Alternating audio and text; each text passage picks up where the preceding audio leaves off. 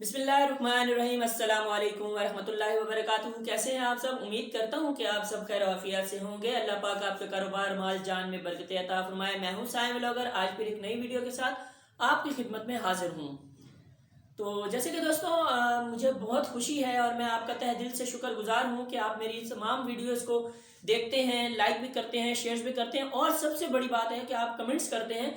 और ये कमेंट्स जो है हमारे लिए बायस इस्लाह है हमारी, यानी कि हमारी इस्लाह हो जाती है और हमें बहुत खुशी होती है कि आपने हमें कमेंट्स किया है। तो मतलब ये है कि आपने हमारी वीडियोस पूरी देखी है और आपको इस बात की समझ आई है। और बहुत सारे जैसे दोस्त अहबाब हैं जो हमें ये चीज़ बताते हैं कि आपकी वीडियो में ये कमी पेशी है, आप इसे थोड़ा बेहतर करें ताकि आपकी वीडियो और ज़्यादा वायरल हो और बहुत ज़्यादा लाइक की जाए। तो वैसे माशाल्लाह से बहुत ज़्यादा आपकी तरफ से हमें प्यार मिल रहा है और मैं उम्मीद करता हूं कि मेरी हर आने वाली वीडियो इसी तरह आप लाइक और शेयर करेंगे और इसे पसंद भी करेंगे और इसे आगे फॉरवर्ड भी करेंगे, आगे शेयर भी करेंगे।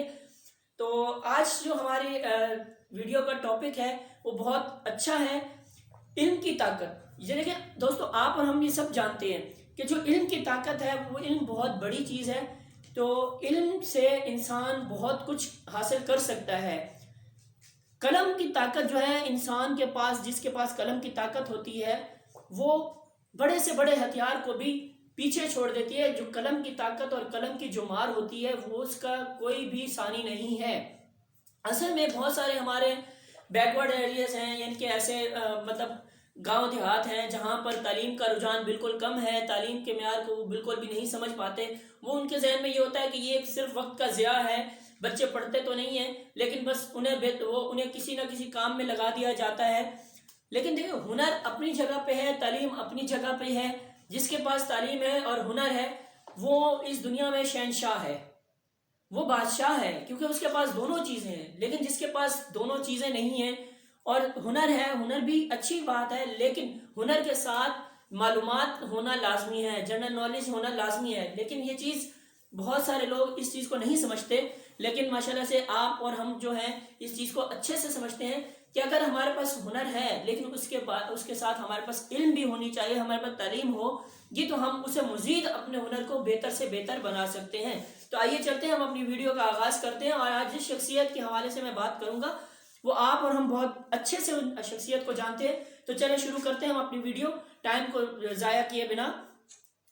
तो दोस्तों कोलंबस के बारे में तो आप और हम बेहतर तरीके से जानते हैं कि कोलंबस कौन था।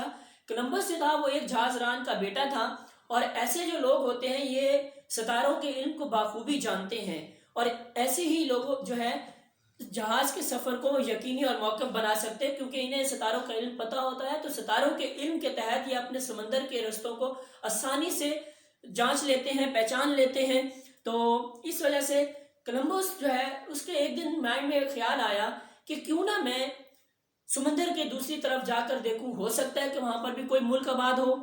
तो अमेरिका नाम तो बाद में पड़ा, लेकिन जब उसने पहले ये सोचा तो उसने सोचने के साथ अपनी तैयारी भी पकड़ना शुरू कर दी और उसने अपने शाही खजानों से दरख्वास्त की और वहां से उसने एक जहाज और दो जहाज उसने वहां से लिए और कुछ चंद साथियों के साथ वो उन दो जहाज़ों में सवार होकर अपना सफ़र उसने जारी कर दिया और समंदर के दूसरे किनारे पहुंच गया।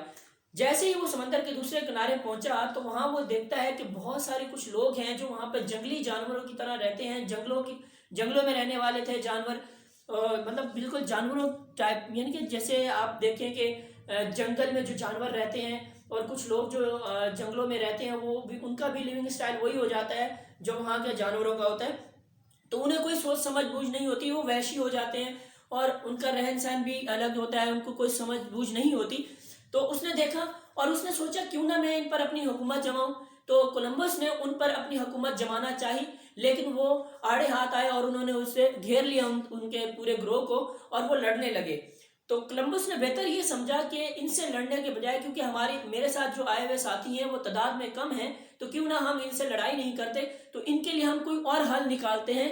तो कोलंबस ने सोचो विचार शुरू कर दी और काफ़ी सोचने के बाद उसे ख्याल आया, क्योंकि वो तारों का इल्म जानता था, तो उसके जहन में ख्याल आया कि कल सूरज ग्रहण है तो क्यों ना मैं उसी सूरज ग्रहण का एक फ़ायदा उठाता हूँ। और जैसे ही उसके जहन में ये ख्याल आया तो उसने वहाँ वैश्यों के सरदार को बुलाया और उसने उस वैश्यों के सरदार से कहा कि देखो भाई کہ کل اس نے کہا کہ دیکھیں اگر آپ لوگ میری فرما برداری کرتے ہیں تو ٹھیک، اور اگر آپ میری فرما برداری نہیں کرتے تو میں سورج کو کہوں گا وہ آپ کو جلا کر بھسم کر دے گا، خاک کر دے گا، راکھ ہو جائیں گے آپ لوگ، تو آپ میرے ساتھ میری فرما برداری کر رہے ہیں۔ لیکن اس وقت تو وہ وحشیوں کا جو سربراہ تھا، سردار تھا، وہ سنتا رہا، چپ کر کے سن کے اٹھ کے چلا گیا۔